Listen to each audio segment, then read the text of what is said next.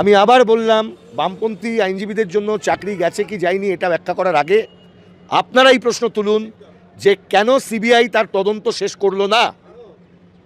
কেন সিবিআই এখনো পর্যন্ত ওই চার্জশিটে অজানা অভিষেকের কথা বলছে? কেন সিবিআই এটা বলছে না যে ওই প্রাইমারি কেলেঙ্কারির টাকা, যে টাকা কালেক্ট হয়েছিল, সেই টাকা পিএমএল এর রুটে কোথায় গিয়ে জমা হলো? ওই চার্জশিটেই লেখা আছে। একজন সাংবাদিককেও আমি দেখলাম না ওই চার্জশিটটা নিয়ে চর্চা করতে। শুধু র্যাঙ্ক জাম্প, শুধু এই, শুধু তাই, শুধু অভিজিৎ গাঙ্গুলি, শুধু এই। কিন্তু আসল জায়গায় যাও, ঢোকো। টাকাটা তো কোথাও থেকে নিয়েছে আর কোথাও গেছে, এই হিসাবটা তো কেউ করছে না।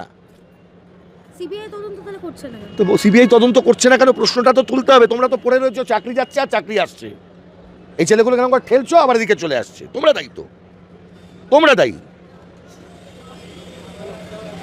কিসের ভিত্তিতে টেন্টেড করলো একবারও তো কেউ বললে না। যদি কেউ টেন্টেড হয় তো টেন্টেড হতে হবে, তার মেটেরিয়াল থাকতে হবে।